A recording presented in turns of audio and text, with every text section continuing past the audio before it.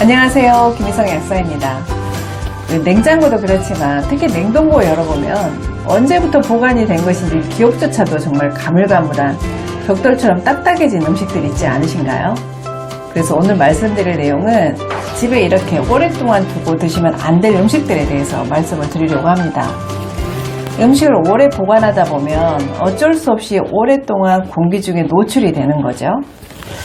그 중에 이제 기름 성분들은 이런 공기 중에 산소와 만나서 변성을 일으키게 돼요. 이게 산패라고 하는데 이게 쉽게 말하면 기름이 썩는 거예요. 그리고 또 한 가지는 이렇게 장시간 보관하다 보면 이게 공기 중에 떠도는 각종 균들에 의해서 오염이 된다라는 거예요. 뭐 바이러스, 뭐 세균, 뭐 곰팡이, 뭐 심지어는 기생충 아래도 오염이 되고요. 그리고 이제 세 번째는 이제 더욱 치명적일 수 있는 건데, 이러한 균들이 뿜어내는, 만들어내는 독소에 노출이 된다는 거죠. 이러한 독소에 노출이 되면 우리 사람에게는 급성이나 만성의 심각한 염증 반응을 일으킬 수 있고요. 심지어는 생명까지도 위협할 수 있다는 거예요. 그러니까 이렇게 오래된 음식들을 먹었을 때 이러한 세 가지의 변화가 건강을 위협하는 유해한 큰 변화라고 볼 수가 있어요. 오래 뒀을 때 이러한 오염을 쉽게 일으킬 수 있는 음식이 첫 번째가 뭐냐면요, 바로 전분이 많이 함유된 음식들이라는 거예요. 우리 가정에서 거의 날마다 먹는 그 쌀, 뭐 보리, 옥수수, 밀 같은 이런 곡류가 해당이 돼요. 거의 뭐 우리의 주식이죠. 이런 것들은 보관할 때 우리 그 싱크대에 딸린 쌀통 있죠. 이런 쌀통에 보관하는 것은 절대 안 됩니다. 그 바로 옆에 뭐 그 가스레인지 이런 화기도 있고요. 또 수돗물도 가까워서 보관에는 정말 최악의 조건이에요. 이런 곳에 두면 곡식들이 각종 곰팡이나 그리고 쌀벌레가 쉽게 번식할 수밖에 없게 되겠죠. 더 큰 문제는 아까 말씀드린 것처럼 이런 곰팡이나 쌀벌레는 자신들을 보호하기 위해서 아플라톡신 같은 독소들을 만들어내는데, 이러한 독소들은 심각한 병이나 암을 유발할 수도 있다는 거예요. 그리고 아셔야 될 것은 이 독소들은요, 정말 씻겨지지도 않고요, 고온으로 가열을 해도 분해되지도 않는다라는 사실이에요. 뭐 균이 있으니까, 뭐 균이 있더라도 그냥 막연하게 뭐 깨끗하게 씻으면 되겠지, 또는 고온에서 밥을 끓여 먹으니까 괜찮을 거야 했던 분들은 오늘부터는 생각을 바꾸셔야 합니다. 그래서 이런 곡식들을 사실 때는요, 도정된 날짜 꼭 확인하시고요.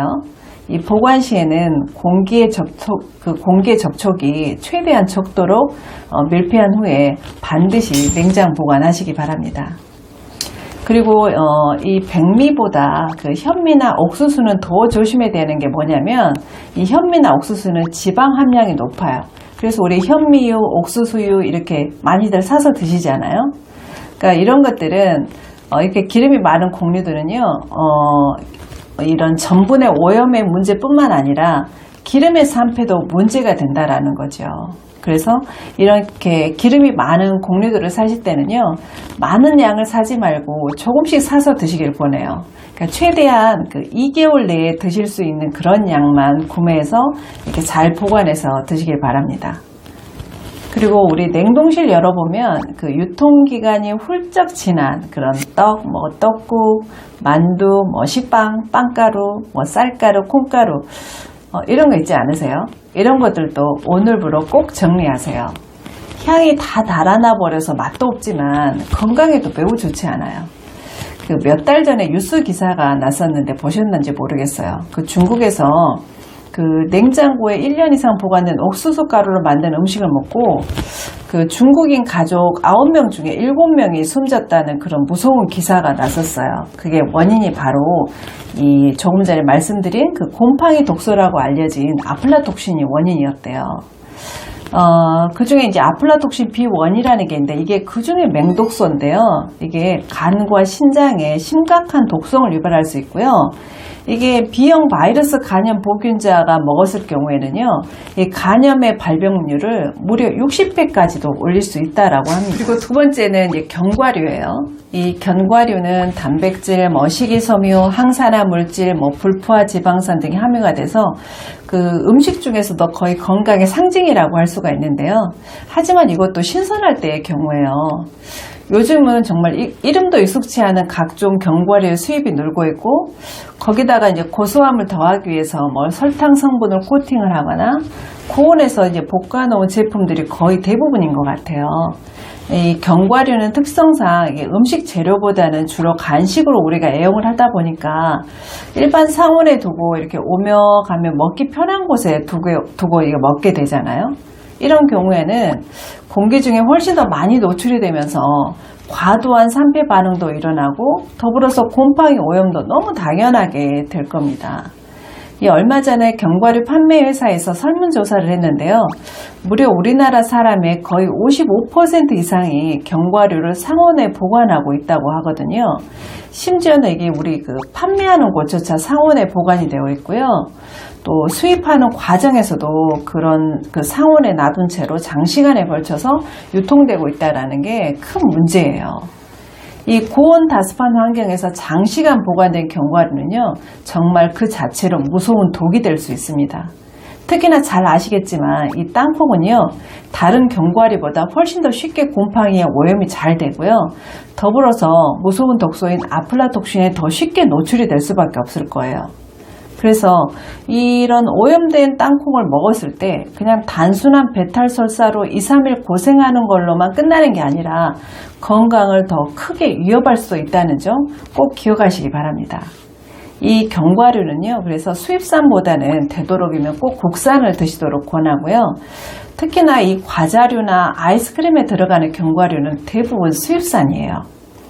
그래서 우리가 걱정하는 것에서 정말 자유로울 수는 없을 것 같고요. 그래서 드실 때 귀찮더라도 호두나 땅콩 등은 껍질째 꼭 보관하시고요.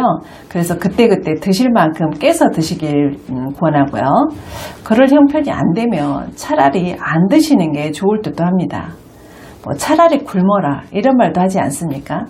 최소한 독이 되는 음식은 먹지 마세요. 세 번째는 고춧가루인데요. 이 고춧가루는 바짝 말린 고추로 만드니까 균해 오염에서 자유로울 거라고 생각하기 때문인지 보통은 견과류보다도 더 허술하게 보관하는 경우가 많더라고요. 이 집에서도 싱크대에 그냥 두고 드시는 가정이 많고요.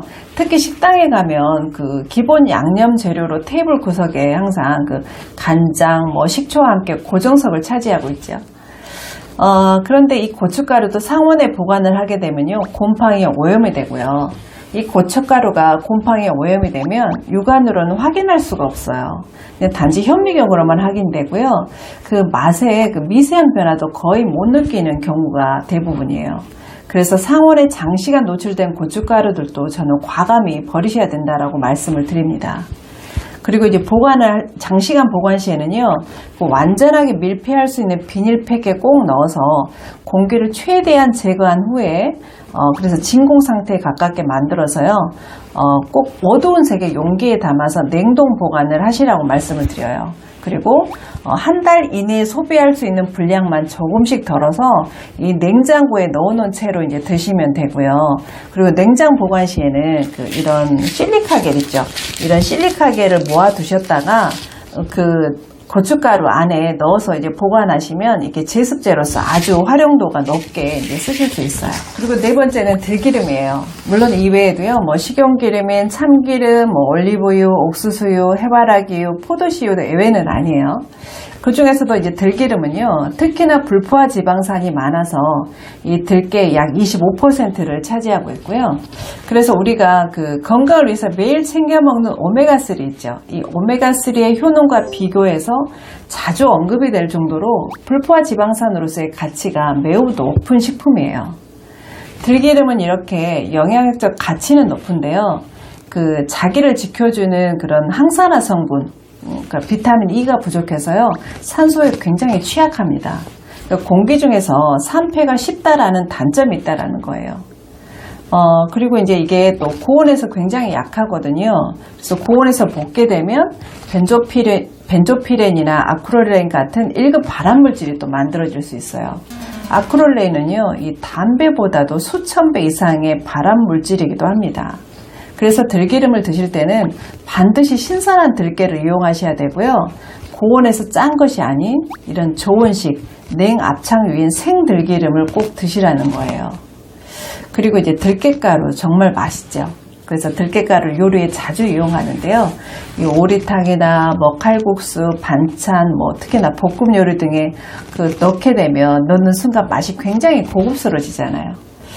이런 경우에도 사용하실 때 요리를 다 마친 후에 요리가 한 소끔 식은 후에 들깨가루를 넣으시면 좋겠고요. 가장 좋은 선택은요, 이 저온에 볶은 통 들깨를 사서 필요할 때마다 갈아서 넣어 드시라는 거죠. 그래서 이제 그 과정이 힘들면 갈아서 공기 접촉을 최대한 줄여서 압축하시고요. 압축한 후에 냉장 보관하시고 단시일 내에 드시기를 권합니다. 이렇게 오늘은 이제 건강에 가장 기본이 되는 음식의 보관에 대해서 말씀을 드렸고요. 오래 두고 드시면 안 되는 음식, 그중에 4가지를 말씀을 드렸습니다. 도움이 되셨으면 좋아요와 구독 버튼 눌러주시고요. 저는 다음 주에 또 좋은 내용으로 찾아뵙겠습니다. 네, 감사합니다.